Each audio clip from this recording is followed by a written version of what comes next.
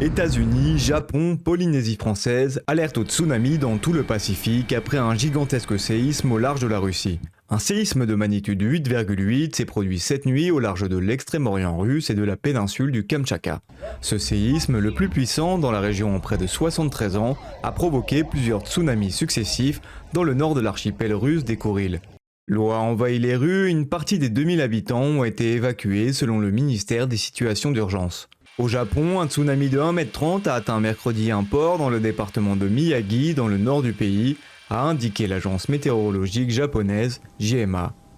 La centrale nucléaire de Fukushima au Japon, détruite par un puissant séisme et un tsunami en mars 2011, a été évacuée. La JMA a maintenu ses alertes au tsunami, avertissant de possibles vagues allant jusqu'à 3 mètres le long de la côte pacifique du Japon. Des vagues pouvant atteindre 3 mètres sont également possibles le long de certaines côtes de Polynésie française, d'après le Centre américain des tsunamis. Le Haut Commissariat de la République en Polynésie française a précisé qu'une onde océanique se dirigeait vers les côtes des Marquises avec une hauteur maximale de 2,60 m, avant d'ajouter que les autres archipels de la Polynésie française, notamment les îles sous le vent, devaient être concernés par une hauteur d'eau inférieure à 30 cm.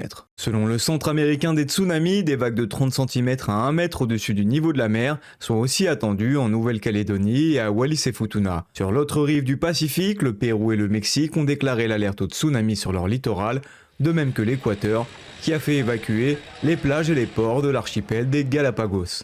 Des tsunamis d'1 à 3 mètres sont également possibles au Chili et au Costa Rica.